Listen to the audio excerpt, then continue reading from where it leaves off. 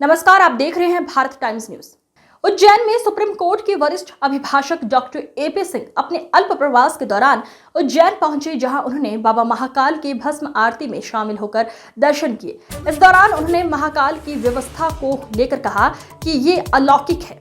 Doctor AP Singh ने मध्य प्रदेश के मुख्यमंत्री डॉक्टर मोहन यादव के प्रयासों की सराहना की और कहा कि उनके संकल्प की परिकल्पना प्रदेश और शहर के चौमुखी विकास के रूप में देखी जा सकती है। उन्होंने कहा कि प्रदेश में स्वास्थ्य, मेडिकल, औद्योगिक विकास और शिक्षा के क्षेत्र में काफी विकास हुआ है, जो डबल इंजन की सरकार के प्रयासों का परिणाम है। डॉक्टर एपी सिंह ने कहा कि पाकिस्तान एक आतंकी स्थान है, जहां आतंकियों को पाला जाता है। उन्होंने कहा कि सीमा हैदर और सचिन मीणा के मामले में भी पाकिस्तान की मंशा ठीक नहीं है और वो इस तरह के मामलों को गलत तरीके से वायरल कर रहा है। डॉक्टर एपी सिंह ने कहा कि वो हमेशा हिंदुस्तान जिंदाबाद के नारे लगाते हैं और प्रधानमंत्री नरेंद्र मोदी की सरकार की तारीफ की, जो आतंकियों के खिलाफ लड़ाई लड़ रही है।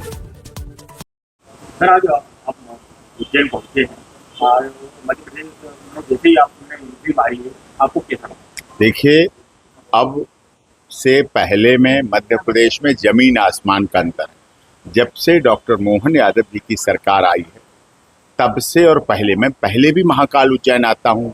मतलब अपने प्राचीन काल से पुरखों से चला रहा हूँ, दादा परदादा बाबा पिता उस समय से आ रहा हूँ। आज़ादी के 78 साल बीते, बदलाव हुए, हर मुख्यमंत्री हर प्रधानमंत्री ने काम किए, लेकिन जो कार्य डॉक्टर मोहन यादव जी की सरकार में हुआ, एयरपोर्ट से लेके आज आप इंदौर देखिए, इंदौर में पता नहीं कितनी योजनाएं आ गई।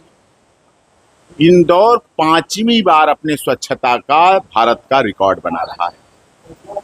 कैसे? उज्जैन देखिए, इतने हाईवेज बन रहे हैं, इतनी अच्छी रोडें हो रही हैं, एयरपोर्ट का ऐसा लग रहा जैसे वहां भोपाल का खुद का एयरपोर्ट विदेशों का एयरपोर्ट लगने लगा। भोपाल एयरपोर्ट से जब भोपाल शहर के लिए आ जाते एक अलग ही अनुभव होता है। सफाई 24 घंटे जैसे लगता है। मध्य प्रदेश, उज्जैन, इंदौर, भोपाल, मुझे व्यापम केस में पैरवी करते समय जाने का अवसर मिला। वहां देखा जाके इतनी व्यवस्थाएं, इंदौर में इतनी अच्छी, और इन सब पूरे प्रदेश के हर जनपद में लॉ एंड ऑर्डर की व्यवस्था हो, शिक्षा की व्यवस्था हो, स्वास्थ्य की व्यवस्था हो, रोजगार बढ़ाने की व्यवस्था हो, और सबसे बड़ी बात जो हमारी बहन बेटियों की सुरक्षा। पहले क्या होता, बहन बेटियों में रात में निकलने के भय होता था। अब हर कोने कोई ब्लैक स्पॉट नहीं है, कहीं अंधेरा वाली जगह नहीं है बच्ची।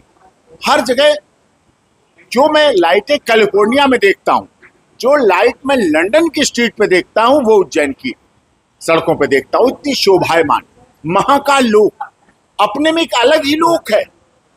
एकदम चारों तरफ से रास्ते, पहले एक रास्ते से जाते थे, उसी में लाइन लगे लगे चलते, कीचड़ होती थी। कहते अच्छा नहीं लगता, महाकाल की नगरी है, सफाई व्यवस्था पीक है, कहीं बाथरूम ढूंढने पे नहीं मिल रहे, ये व्यवस्था, पार्किंग की व्यवस्था नहीं, कोई प्रसाद के लिए भी मतलब उस तरह की लूटमार। अब सब कुछ कायदे से, सब कुछ सुचारू रूप, ट्रैफिक वाली व्यवस्था ही बहुत अच्छी तरह कर रहे हैं सब। कोई मैं रात 2 बजे, ये देखिए, ये मोदी जी ने अगर डिजिटल इंडिया का नारा दिया तो उज्जैन में भी डिजिटल इंडिया से, फोन से, ऑनलाइन से बुकिंग होती है, नंबर मिलता है, पास मिलता है, और बाकायदा उसी नंबर से आप फोन रखिए, उसी नंबर से आप आइए, उसी नंबर से दर्शन कीजिए, और ये देते हैं लगा के। कोई पहले क्या था, जून में भी आते, गर्मी में पैर तपते थे, जूते पहन नहीं सकते, आस्था श्रद्धा है हमारी, भावना है, तपते थे पर किनारे किनारे ढूंढते।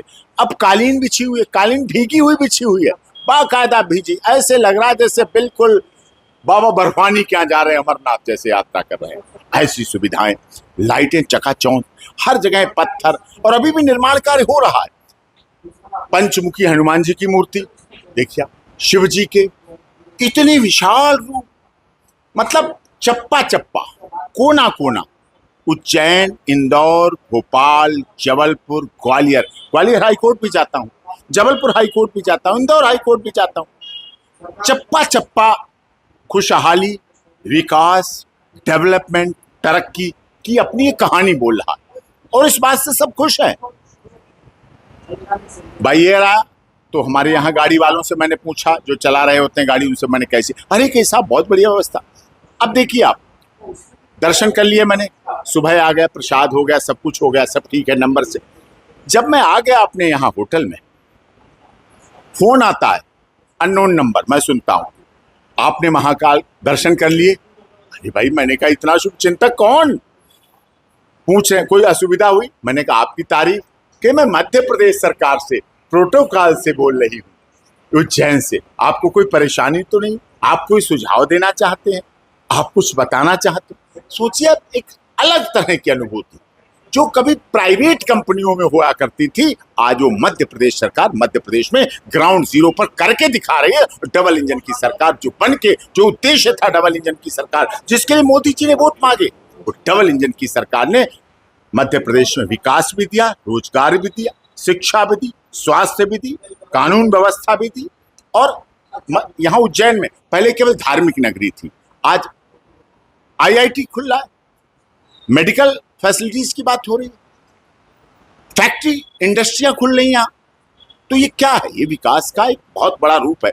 मध्य प्रदेश के आज युवा जो पहले दिल्ली जाते, पंजाब जाते, हरियाणा जाते, विदेश, कौन जाना चाहता है अपने बूढ़े माँ बाप को छोड़ के? कौन जाना चाहते है अपने घुटनों में दर्द होती हुई माता और दादी को छोड़ के, रोता हुआ छोड़ के, कि जा तू रोजगार के लिए चला जा? मजबूरी भेजती थी उन्हें, पेट की भूख भेजती थी, बेरोजगारी उन्हें भेजती थी। लेकिन आज अगर यहाँ किसी को अपना रोजगार मिलता है, घर मिलता है, अपना घर में रह के मिलता है, तो वो तो कम में भी काम करके अपने परिवार, अपने दादा दादी, माता पिता, चाचा ताऊ ताई के साथ रह के करना चाहता है। सर, एक और आरोप लगा था आप पे कि सीमा सचिन मिला है जी। इसका कुछ एपी सिंह साहब का है, उस संदर्भ में आप क्या कहेंगे? नहीं, देखिए, आरोप पाकिस्तान बौखलाया रहता है।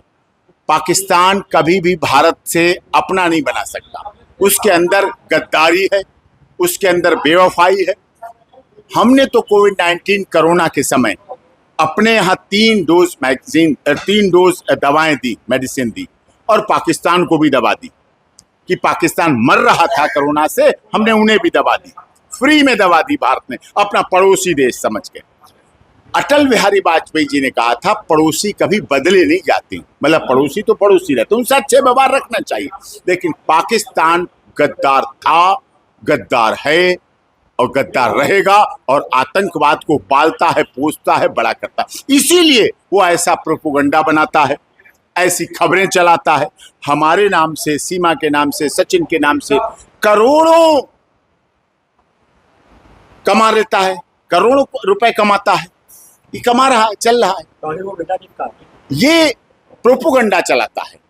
और इतना ही नहीं, मैं तो कहता हूं पाकिस्तान, इस बच्ची का क्या डीएनए, तो कन्या है, ये तो हमारी बहन है, राखी बंधी हुई है, इसके लिए क्या बोलते हो? जो पाकिस्तान का डीएनए है वो भी डॉक्टर एपी सिंह का डीएनए है, क्योंकि वो राजस्थान से कट के गया है, वो हिमाचल से कट के गया है, वो जम्मू से कट के गया है, गुजरात से कट के गया है, उनका डीएनए भी हमारा है। उनके अपने डीएनए मिला लें, वो भी डॉक्टर एपी सिंह के निकलेंगे, राजपूत समाज के निकलेंगे, क्षत्रिय समाज के निकलेंगे, उनके डीएनए भी तुलना कर लें। वो क्या बात करते हैं?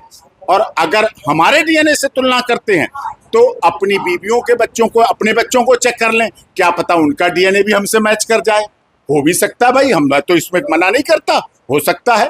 तो वो अपनी बीवियों को डांटे मारे ना, कम से कम मैच करा लें, चुप होके बैठ जाएं।